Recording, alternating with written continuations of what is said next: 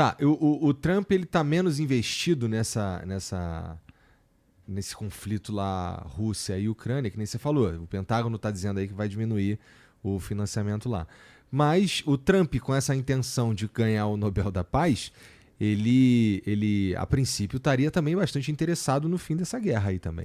E na verdade, de aparecer como o cara que fez com que essa guerra, sei lá, ou terminasse ou diminuísse, né? Terminasse, né? Sim, tanto que o Trump, por exemplo, tem um senador dos Estados Unidos chamado Lindsey Graham. É um cara bem tradicional do Partido Republicano. E os republicanos, eles estão meio divididos. Tem o cara que é MAGA, o trumpista, e tem o republicano mais conservador, os falcões ali do Partido Republicano. Esses falcões do Partido Republicano, eles são muito favoráveis à Ucrânia. Os MAGA, mais ou menos. E o Lindsey Graham é um desses falcões, esses caras mais tradicionais do Partido Republicano.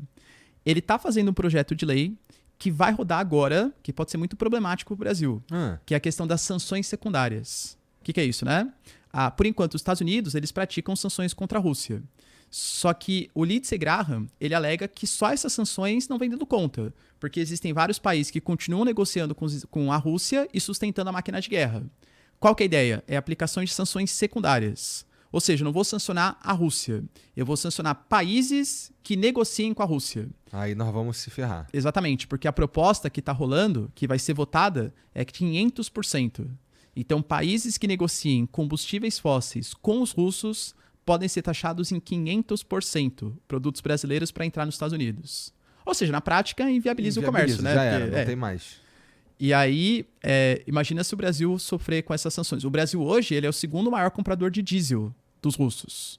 Então a gente estaria sendo afetado por essas sanções. Mais uma vez, né? Não acho que isso vá para frente. Por quê? Porque não é só o Brasil que negocia combustível fóssil com a Rússia. Eu fui dar uma analisada para ver quem eram os principais compradores.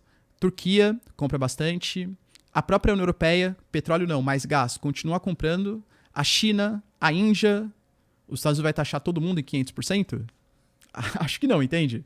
Mas, mais uma vez, é uma pressão política. É uma pressão para falar, Rússia, aceita negociar. Senta a mesa de negociação para negociar, porque senão a gente pode taxar em 500% vocês. Entendi. E o que tá acontecendo lá nos Estados Unidos, lá o Trump e suas tarifas, cara?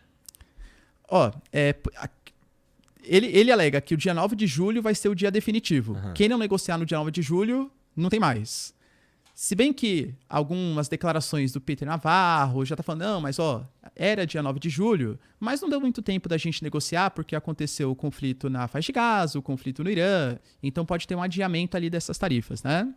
Mas teoricamente dia 9 de julho é o dia definitivo. Se não houver acordo, e por enquanto só 2 países fizeram acordo, que é o Reino Unido e a China, fizeram acordo com os Estados Unidos. Se não tiver acordo, as tarifas voltam porque ele tinha colocado naquele tarifaço gigantesco.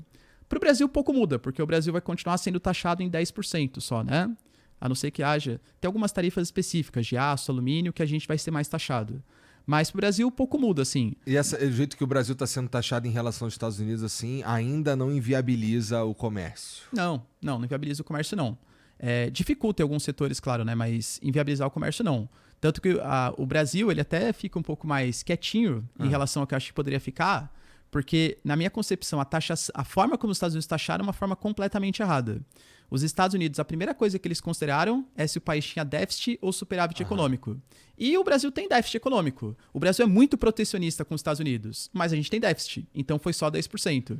Então, para o Brasil, acho que, assim, dos males o menor, né? Só 10% em relação ao mercado americano. E o Elon Musk lá... Bom, teve recentemente o Trump dizendo que... Quer dizer, eu não sei se foi tom de piada ou qualquer coisa assim, mas ele estava ventilando... Ele chegou a falar que pode ser que deporte o Elon Musk, né? Eu vi isso aí. Vai deportar para a África do Sul, tal, por quê, né? Hoje, sabe o projeto The One Big Beautiful Bill? Ele foi votado pela Câmara, passou, e hoje foi votado pelo Senado.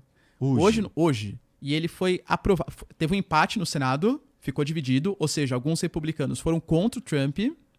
Só que daí, quando tem um empate nos Estados Unidos, quem é o voto de Minerva é o vice-presidente. Ou seja, o J.D. Vance, e óbvio que ele votou para aprovação do pacote, né?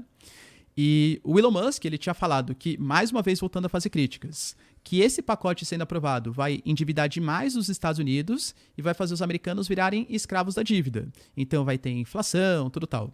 Ele falou que se isso acontecesse, ele ia fazer campanha nas próximas eleições contra todos os deputados que votaram a favor do projeto. E dinheiro é uma coisa que não falta pelo Musk.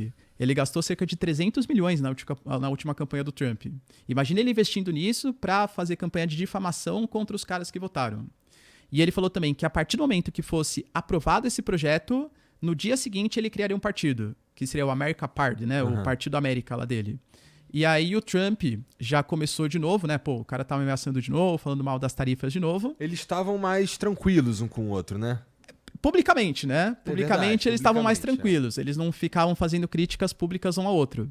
Mas não tinha resolvido nada, porque nenhum mudou a sua postura. O The One Big Beautiful Bill ia continuar sendo votado, o Elon Musk ia continuar com as suas convicções.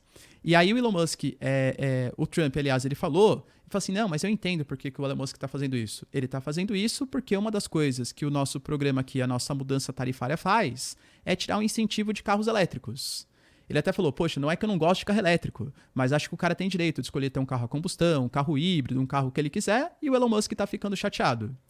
Aí depois, uma repórter perguntou pra ele, falou assim, poxa, mas você tá brigando de novo com o Elon Musk e tal?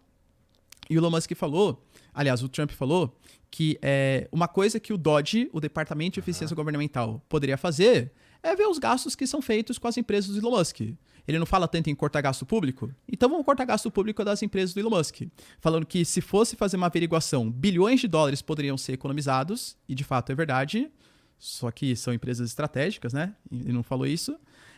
E que também estaria cogitando deportar o Elon Musk. É uma coisa que o Steve Bannon já tinha comentado. O Steve Bannon falou, não, porque o Elon Musk ele falsificou assinaturas, ele tá ilegal aqui nos Estados Unidos.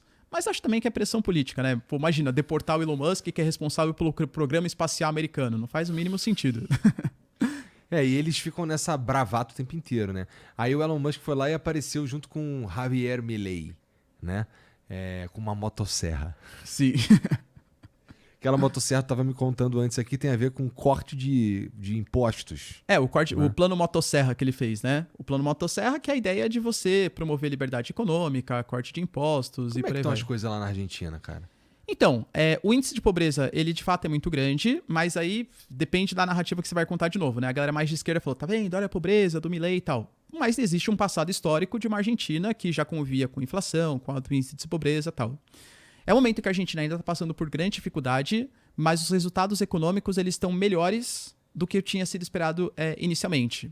A inflação ela já está só próxima ali dos 50%, que é uma inflação altíssima, mas comparado ao passado histórico, uma inflação baixa, né, para os argentinos, mas ainda existe muita reclamação dos setores menos desassistidos por conta da política de corte de gastos.